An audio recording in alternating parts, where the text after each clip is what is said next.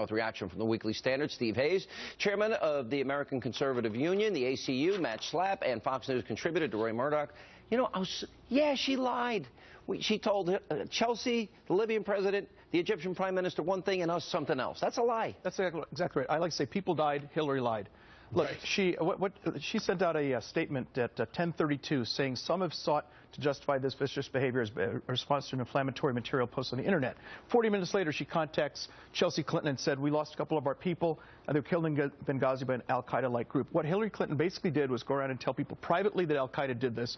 Whenever she got in front of a microphone and tell the public, she said it was a video. That's called lying. That's lying. Look, Charlie Rose is one of these journalists that's always at the Clinton Global. We not call him a journalist. Okay, one of these. He's a talk show host who poses as a journalist. He's a center-left opinionist, if anything else, and he goes to the Clinton Global Initiative. He's part of their friends, and you know, they're like a mama bear when the baby bear's in trouble, and they know she is vulnerable as hell on Benghazi, and that's why they are shouting with all their lungs. And Steve Hayes, all their efforts to rehabilitate her, I don't think worked, because those are going to be campaign ads. Yeah. The timeline that Roy just mentioned, that is an ad.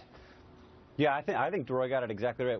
I have a little bit of a different take. I mean, I find Charlie Rose's show pretty interesting sometimes, and when he goes in and does in-depth interviews, he seems to know his stuff. He sometimes elicits, I think, very interesting and important information. How many more times could he have Nicholas Kristof on? Right. Or whoever the... Yeah. Well, but in this interview, he was just dead wrong, and he was wrong repeatedly. And what I thought was interesting was that Marco Rubio knew the issue well enough to push back at Charlie Rose and say, no, you're not going to push me around.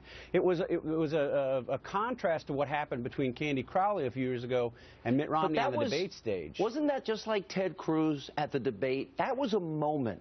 I think the world has changed. Let me give you another example. Listen to how they treat Ben Carson on NBC. Watch this.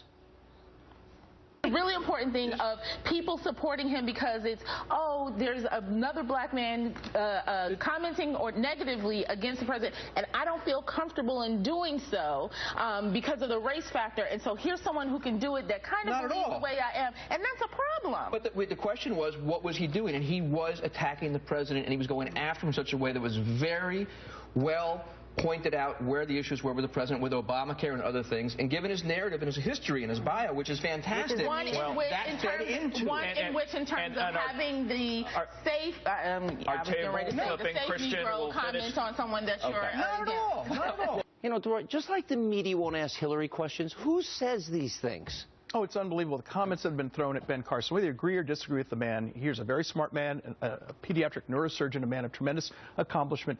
He gets called a safe Negro here. University of Pennsylvania professor Anthea Butler called him, said that he would make a good winner of the, quote, Coon of the Year award. Unbelievable. Unbelievable kind of rhetoric. The double standard is so transparent. I think he needs to separate her brain. I mean, what the hell is she thinking? This is just offensive. It shouldn't work. That's sexist. Hang on. I'm sure they'll come up with some criticism of you for... Yeah, but Steve, what do you think the Republicans candidates, the presidential candidates, ought to do now, knowing the world now sees this bias? It was called out for everybody to see. What should they do? Yeah, I mean, I think they're right to keep calling it out. The specifics on their list of demands seem a little small and petty, but I don't have a problem with them challenging overall the fact that the moderators have been biased, or certainly in the CNBC debate were biased. I think it's appropriate to push back in real time. As you said, Sean, you know, Senator Cruz used that to tremendous effect. I think created a moment for himself. I was sort of stunned at how he was able to list off every offensive question that the others had received. It was a pretty long list. It was a good moment for him. Yeah, I agree. I wish we had more time. We have a lot more to talk about. We'll have you guys back soon. Good to see you in town, by the way. Thanks, Sean. And thank you all. We got it.